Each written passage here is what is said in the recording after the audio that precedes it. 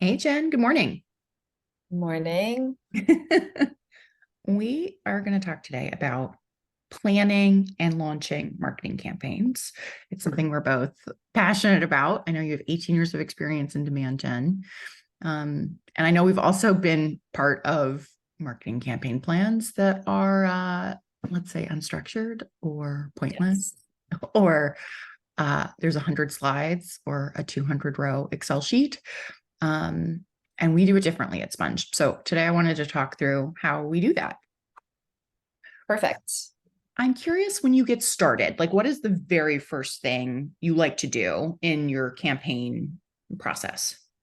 Get a sense from our clients or whoever they are, what they're doing, what have they done, what have they dipped their toes in, just to get a lay of the land if it's super brand new or if they have a POV or some sort of historical data on where they've played, just so we have a starting point. And that is channels, content, all of the above. Everything. It's what have you created, whether it's something small from, some scrappy blogs all the way up to, hearing from them if they've attempted a ad pilot or, partnered with a third party. I want to know everything to get to where we are today. Yeah. I find too that institutional muscle around channels is important. Like SEO and blogging is really different from telemarketing. Do they Yeah. have the infrastructure? Do they have the people, the tools? I know we often also talk about things in terms of a funnel, right? There's different things you do to acquire people or convert them when they're actually on your website. Those are pretty offer heavy. How do we nurture folks? And then how do we engage them both within like the sales cycle and then as customers? Like what is customer marketing looking like and what are their aspirations? And I also feel like, at least most of my interactions, most of these clients or folks don't know what they don't know. They don't know how to get started. They don't know what would be a fit for them. So doing that kind of like underneath discovery and figuring out, what they've done so far, what they know of, what they don't know is a good exercise before starting that like kind of campaign. Yeah. I think too, a Mm. good sense of like, who are your vendors? Do you have a designer? Do you have Exactly. somebody, yeah, who's able to do LinkedIn ads for you? Are they good or do you want to try something new? Can you not count on them? I think is also really interesting. I think one area that also doesn't get um, touched on a lot, maybe because it seems kind of further down the funnel, is maybe we're talking to someone who is generating, small amount of leads. Like, what are they doing to follow up with them? Is it just going into the ether? Is someone at least touching them? Is there an automated email? Like, what's going on post kind of lead generation? I think is Yeah. super important. And the specifics of it, like who does it? What Who template? does it? Yeah. What are they Exactly. saying? What are they trying to do? How are they tracking it? But that goes obviously down a deeper path. Yeah. And I know too that so once we have a lay of the land of what's been attempted, what happened, what capacities do we actually have versus it's going to take 3 months to get started with this, influencer marketing program. Mhm. We usually like to boil things down to basics and write what we call a Yes. campaign brief. We use a template I borrowed from Disney. Let me actually share it. So this This is a is template. It's so simple, but it asks 5 questions. Why are we doing this? This is always like such a humiliating question sometimes to answer because a lot of times people, unnecessary though. Yeah. but people don't know why we're necessarily doing a campaign, or it's like the CEO wants it. But how will we actually measure the success? Is it about like pipeline, qualified pipe? Is it about customer, retention, renewal? Is it about a cascade of new leads so we can keep our jobs? And who are we talking to? This one I love because we only allow one persona, which is so tough to have to focus like and zoom in this tight. Um, what do we know about them that will help us? This is usually written in first person. And it feels pretty like old school marketing to be like, I'm a person who needs X. And then finally about the company itself, what we offer, the evidence we have to support it.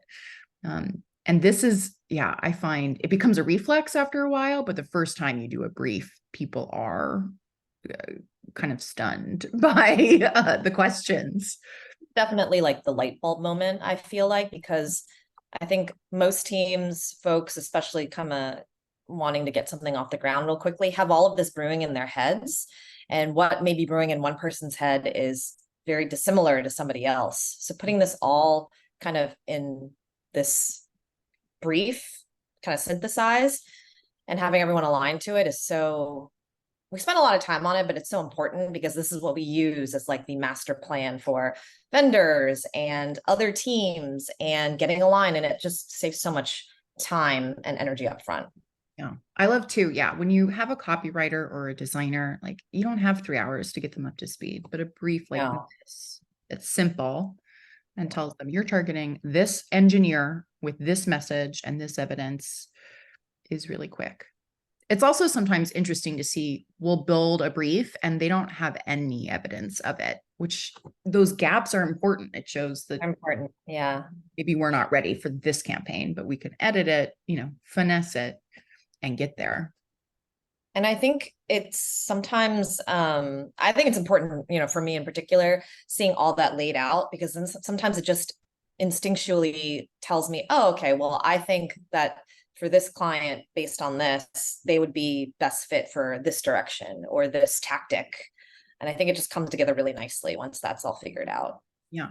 I think it also, so much of what we do is about content, even if it's not a formal like PDF or, white paper ebook. We're typically copy pasting, editing existing content, whether it's from data sheets, the website, etc. So this is a nice opportunity, I think, to push people to say, I know you wrote 6 white papers last year, but they're not relevant. Like, sorry. Or you have this huge gap and we need to quickly find something to fill it because you're missing this piece in your buyer journey. I also really, you mentioned this earlier, but I also really like the fact that we repackage content quite a bit. Because I think what you touched on is a lot of companies may not have anything, or they have 1 or 2 things, but they don't realize that like that could be spun into many different ways. You mentioned white papers. I think nowadays, this day and age with social media and everything needs to be much more consumable, snackable, digestible. So we've been on several calls where we propose like taking this and chopping it into 3 blog posts or chopping it into kind of a checklist or a guide. And like there's a moment where they're like, oh, yeah, that makes sense. Like it's like a brand new like content piece that they didn't realize before. Yeah. And I love that we do that because it works for kind of every channel. Yeah, people love a snack, they love a tool, they love a guide. Nobody wants to watch a webinar, much less an on-demand one. Oh my God.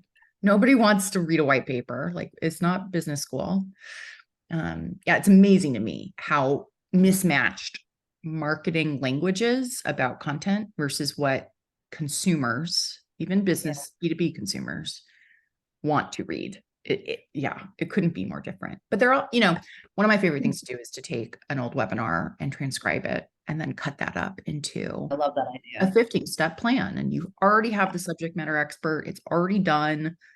I don't need product marketing. Like, this is blessed. But I can put it in a format that someone actually will click on LinkedIn. Yeah. No one wants to download a 60-page like white paper anymore. It's just not the format that works these days. No. And I think too, like the number of cycles I've spent trying to get a definitive guide or survey built, and you're on 18 rounds, and now the CEO is doing edits, and like it takes 6 months sometimes. And when we start a campaign, like the content cannot be aspirational and it can't be in anybody else's court. Like, I, as the marketer, need to be able to deliver this in 2 weeks, even if I'm using my vendors. It has to be immediate for us to consider it viable. Yeah. Most of my like history and, working in-house and, with Sponge and everything, it's all been like, what's realistic? Not like, we have a team of people that can create this in a month. Like it's not the way we operate anymore. It's not the way that companies operate. Yeah. And one of the things that I like what we do as part of that overall kind of campaign, getting that all up to speed, is like mapping out those, realistic pieces that we can repackage along with what content is existing and seeing how it fits to the, buyer's journey. Because, that way we can see gaps. And if there's way too many like very like snackable top of the funnel pieces, well, we know to then pivot and make something a little bit more meaty. And then, piece that in with nurture or with third parties and everything. So I think that's super useful.